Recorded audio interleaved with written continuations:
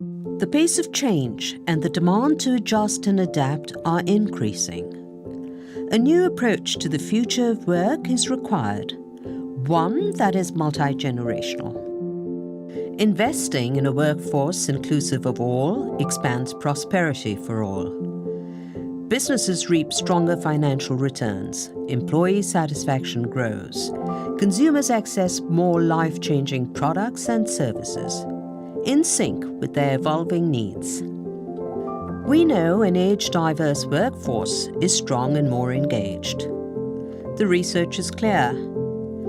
Productivity is highest when generations work side by side. Diverse teams drive better financial returns. Mixed-age teams outperform teams of similar ages. Translation: age diversity is good for business. And as the world's population ages, businesses with experienced workers are better equipped to tap the $7.6 trillion in annual economic activity generated by people over 50 in the US alone. This longevity economy is now larger than that of any country except the United States and China. National Seniors Australia estimates that total household spending among older age groups in their country will grow from $4 billion in 2016 to $11 billion in 2035. And they find that if they can increase the labour force participation of people over 50 by 10%, it will add $16 million in spending to their economy. Industry leaders recognize that a growing older population is a key driver of economic growth, innovation, and value creation. AARP sees the need and opportunity for action. That's why we work with international institutions like the Organization for Economic Cooperation and Development, World Economic Forum, and the UN to identify best practices and economic incentives for a multi-generational workforce. We are calling on industry leaders to build age diversity into their strategic vision, training and hiring practices. AARP founder Dr. Ethel Percy Andrews paved the way 60 years ago with this kind of thinking when she said, "Today we find in the world about us great issues at stake. For any age, never has there been a greater opportunity, a greater responsibility, a more awesome obligation." The five-generation workplace is an emerging reality. We can't change the demographic trends, but we can change how we respond to them. The time is now. Join us.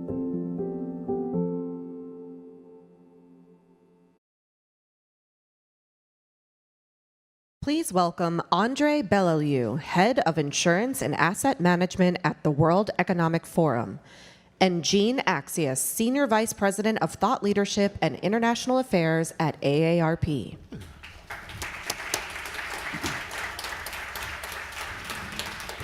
Well, good morning, everyone. Good morning. Andre, let's go ahead and start the conversation. And can you tell us a little bit about the World Economic Forum and why partner with AARP and OECD? Absolutely. First of all, thank you for having me. The World Economic Forum, for those of you who are unfamiliar, is an international institution with a mandate to promote public-private cooperation in helping solve and push progress forward on the major issues facing all societies today.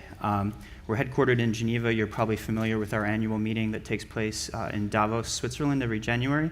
But what's really important to us is to continue pushing progress throughout the year, not just at one meeting in Davos every year. So through that model, we work very closely with, as I mentioned, the public and private sectors, but also nonprofit organizations to further research, awareness, and make progress on some of the big issues facing the world today, one of which is this Living, Learning, and Earning Longer project that we work very closely with AARP and the OECD, as you saw in the video.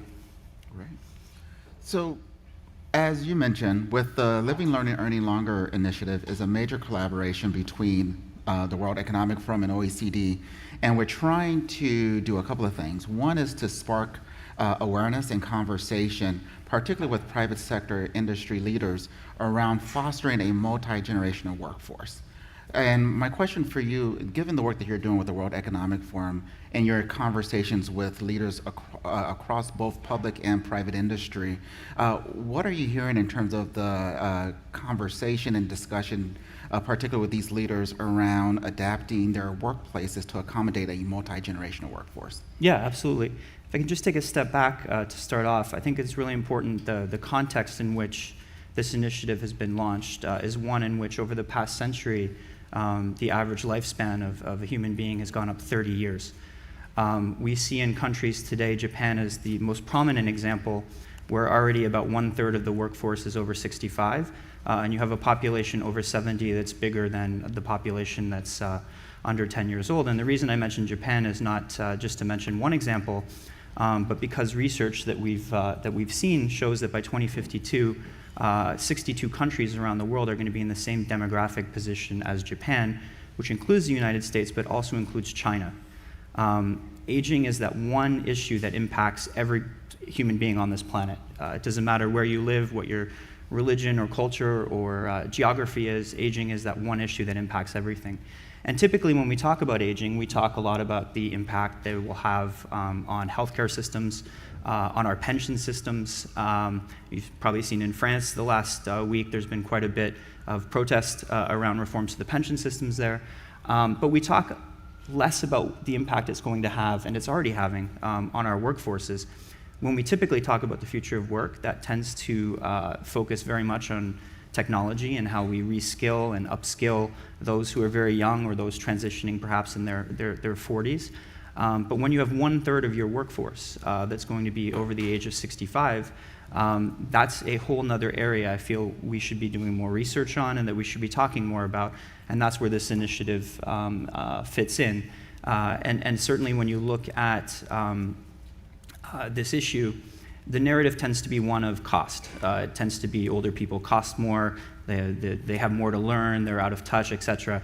But we found two kind of interesting things through our initial research in this project. And one is the World Economic Forum has a much larger Preparing for the Future of Work initiative. And in that initiative, we've mapped out the skills we believe are going to be the most important ones for everyone to have even by 2025.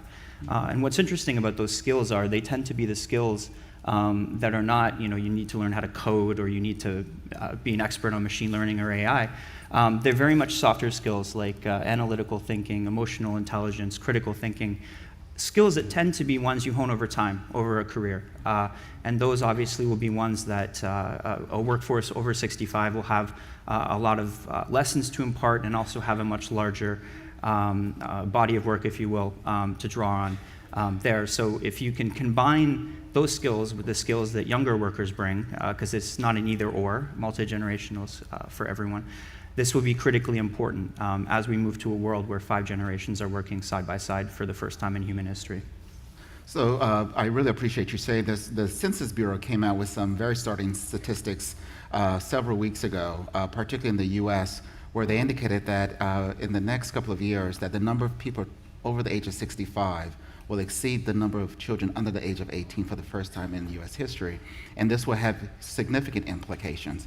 And I think the other thing is that as we think about the workforce and the future of work, particularly the fact that people are not just aging, but they're living longer and they either need to work or want to work, what does that actually mean in terms of some of the practices as employers we need to foster? So part of the Learning, Living, Earning initiative is really around thinking about how can we create the policies in place to foster this multi-generational workforce? How can we invest and ensure that there's opportunities for upskilling, reskilling in a very appropriate way? And how can we ensure that both the employer and the employee benefit from this arrangement? And then to start to think about some of the policies and some of the practices from the perspective of life stage, meaning the fact that some of the benefits might be good for a millennial as well as for an older adult. Caregiving, for example, is just one example. So we want to encourage you to look. There's a pamphlet, material on your tables to join us in terms of this major initiative. We're looking to engage major corporations with the tremendous leadership of the World Economic Forum and OECD, really to accelerate the pace of change so we can ensure that everyone can live longer, work to the extent to which that they can and are willing to, and have the necessary resources in order to live a very dignified life. Yeah, no, I think that's a very important point, and I would just say, to make maybe somewhat of a pitch, this is not a closed initiative that we are reserving for the exclusive few. The more research that we can do, the more awareness and momentum we can generate on this topic is what we're hoping for. And so it's very much something you can come see us if you'd like to learn more about it, or potentially be involved. I know there's a page on our website and a page on AARP's website. We're at the very beginning stages of this. We're not exactly sure what we're going to find, but we do know that there is momentum around this notion that fully leveraging a multi-generational workforce is something that's increasingly on the radar of executives around the world, I should add. It's not just here in the United States. So it's an exciting topic and an exciting project to be part of. Well, thank you so much for this conversation today. And we have a booth outside. And again, as Andre indicated before, this is a great initiative, and we encourage you to join us on this movement. All right.